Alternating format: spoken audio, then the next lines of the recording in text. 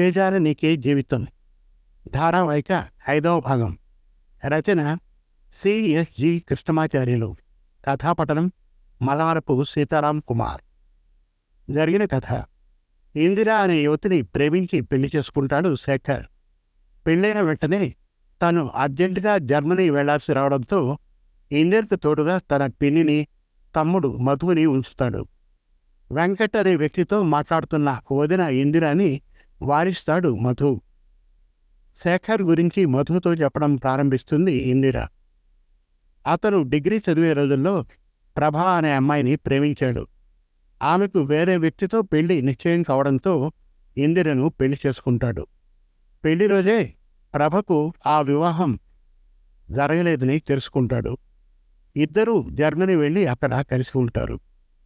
ఇందిర చెప్పిన మాటల్ని నమ్మలేకపోతాడు మధు.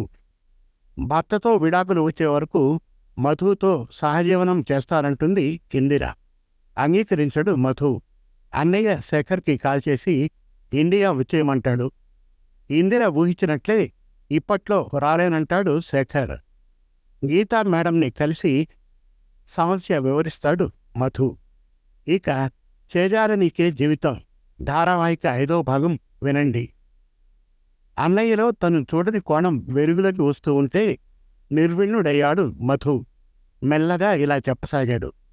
మేడం, అన్నయ్య విడాకులు ఇప్పుడే ఇవ్వడు. ఇందిర వేరొకరితో కాపురం చేస్తోందని తెలిసాకే ఇస్తాడు చెప్పాడు. నేను ముందే ఊహించానన్న భావం ప్రస్ఫుటించేలా నవ్వుతూ గీత ఇలా అంది. ఈ విషయం అర్థమయ్యే ఇందిర మనస్సు విరిగిపోయింది.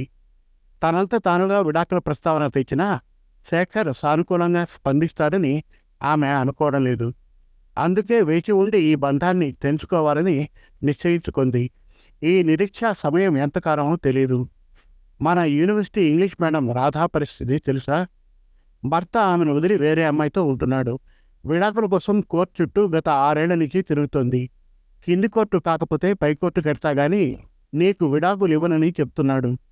విడాకులు వచ్చేదెప్పుడు, మళ్ళీ పెళ్లి చేసుకునేదెప్పుడు? ఆమెకు వయసు అయిపోతుంది. అంత దుర్మార్గుడా మేడం? విస్తుపోతూ అడిగాడు మధు. మీ అన్నయ్య కూడా అంతే కదా. తన మానాన తను బ్రతుకుతూ ఉంటే వచ్చి పెళ్ళి అనే మంటలో పడేశాడు. ఇప్పుడు ఆమె ఏం చెయ్యాలి? ఏం చేస్తే బాగుంటుంది?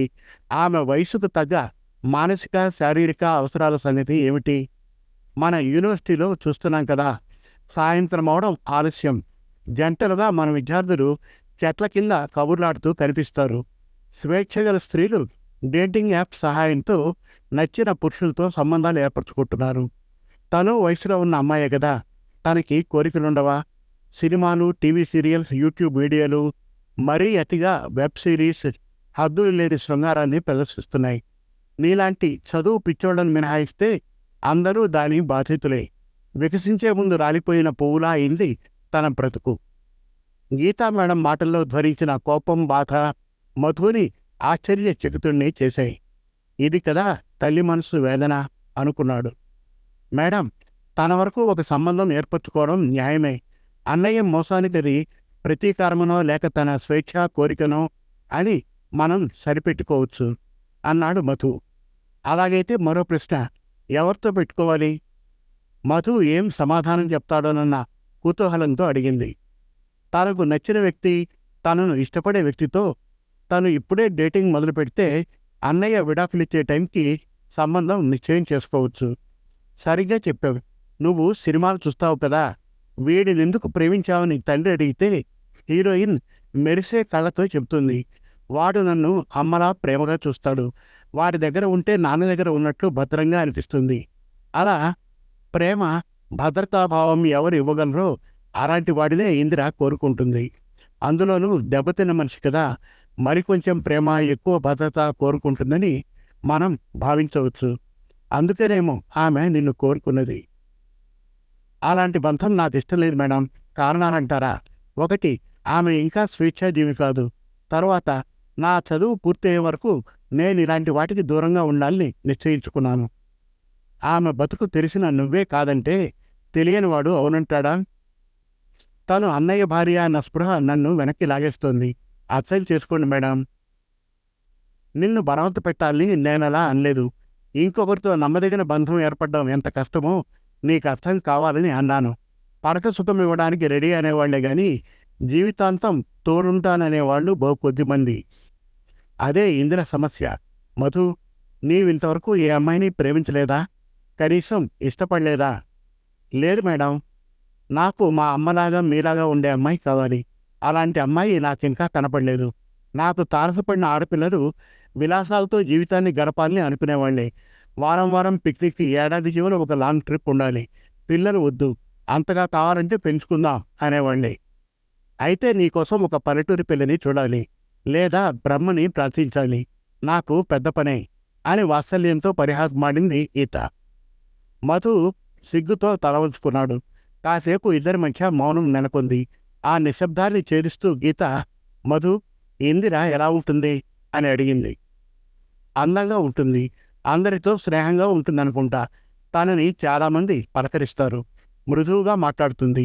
నేను ఉన్నప్పుడు నిశ్శబ్దంగా వంట చేసి టేబుల్ పైన పెట్టేస్తుంది. వంట రుచిగానే ఉంటుంది. అంతవరకే నాకు తెలుసు మేడం. నువ్వు తను కలిసి భోంచేయడం, తను ఇంటికి కావాల్సినవి నీకు చెప్పడం, ఇద్దరూ కలిసి బయటకు వెళ్ళడం. మధు అడ్డు తగులుతూ, అలాంటివేం లేవు మేడం.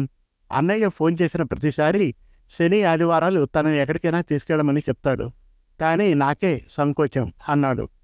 బావుంది, మీ అన్నదమ్ములిద్దరూ ఆమె జీవితాన్ని అర్ధరహితం చేశారుగా.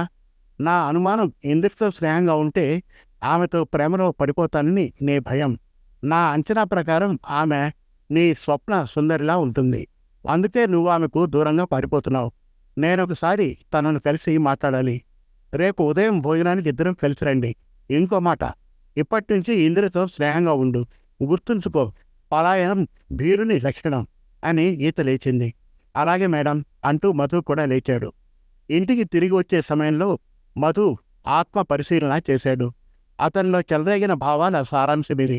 మేడం అన్నది నిజమే. ఇందిరని చూస్తే నా గుండె చల్లుమంటుంది. ఇప్పటికీ నీలగిరిలోని తోడాలలో అన్నదమ్ములందరూ ఒకే భార్యను పంచుకుంటారు.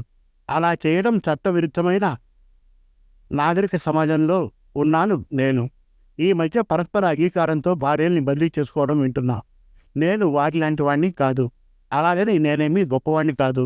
నా బలహీనతతో ఇందిరను ఒంటరి చేశాను. ఇందిరతో స్నేహం చేస్తూ హద్దుల్లో ఉన్నప్పుడు కదా నా మానసిక శక్తి వెల్లడయ్యేది. నేను ఇందిరతో స్నేహంగా ఉండాలి. మధు ఆలోచనలు ఒక కొలిక్కి వచ్చేటప్పటికి ఇల్లు వచ్చేసింది. మధు రాతను గమనించిన ఇందిర టీవీ కట్టేసి తన గదిలోకి వెళ్ళబోయింది. లేవకు, నీతో ఒక మాట చెప్పాలి అన్నాడు మధు వీలైనంత ప్రసన్నత చూపిస్తూ. ఒకంత ఆశ్చర్యపడి కూర్చుంది ఇందిర. నేను నా ప్రొఫెసర్ తెలుసు కదా, నాకు అమ్మలాంటిది. ఆమెను కలిసి మన విషయం చెప్పాను. ఆమె నిన్ను రేపు భోజనానికి తీసుకురమ్మన్నారు. నీకు ఓకేనా? అమ్మ మాట కాదనకూడదు, తప్పకుండా వెళ్దాం అని ఆనందంగా బదిలిచ్చింది ఇందిర. ఇంకో మాట, నన్ను నీతో ఒక మంచి స్నేహితుడిలా ఉండమని చెప్పారు. నాకున్న ఒకే స్నేహితుడివి నువ్వు. నువ్వు మౌనమూర్తిగా ఉండడం వల్ల బాధగా ఉండేది. నేను నీకు కానిదానని, ఒక గుది బండనని దిగులు పడేదాన్ని. మనసులో మాట చెప్పింది ఇందిర. ఆమె మాటలకు మధు మనస్సు చివుక్కుమంది. సారీ, నువ్వు అన్నట్లు అమ్మ లేదు, అక్క చెల్లెళ్ళు లేరు, చివరికి ఒక గర్ల్ ఫ్రెండ్ కూడా లేదు. అందువల్ల జరిగింది ఆ పొరపాటు అని సమాధానపరిచాడు. ఇద్దరూ సరదాగా కాసేపు కబుర్లు చెప్పుకున్నాక ఎవరి గదికి వారు వెళ్ళిపోయారు. తన జీవితంలో జరుగుతున్న మంచికి కాస్త ఆనందపడినా రేపు మేడంతో ఎట్లా ఉంటుందోనన్న బెంగతో నిద్రకు ఉపక్రమించింది ఇందిర. ఇంకా ఉంది చేజార నీకే జీవితం ధారావాహిక 6వ భాగం త్వరలో. మరిన్ని చక్కటి కథల కోసం, కవితల కోసం, వెబ్ సిరీస్ కోసం మనతెలుగుకథలు.com విజిట్ చేయండి. Thank you. మీరు మెచ్చే చక్కటి తెలుగు కథలను స్పష్టమైన ఉచ్చారణతో, వినాలనిపించే గాత్రంతో మనతెలుగుకథలు.com వారి యూట్యూబ్ ఛానల్లో పూర్తి ఉచితంగా వినండి, చూడండి. మనతెలుగుకథలు.com వారి యూట్యూబ్ ఛానల్ను ఈరోజే ఉచితంగా సబ్స్క్రైబ్ చేయండి. ఎంపిక చేసిన చక్కటి కథలను వీణుల విందుగా వినండి. వందల కొద్దీ మంచి కథలను రచయితల వారీగా పొందుపరిచాము. మరుగున పడుతున్న తెలుగు కథలను మీ ముందుకు తెస్తున్న మా ప్రయత్నానికి సహకరించండి. ధన్యవాదాలు.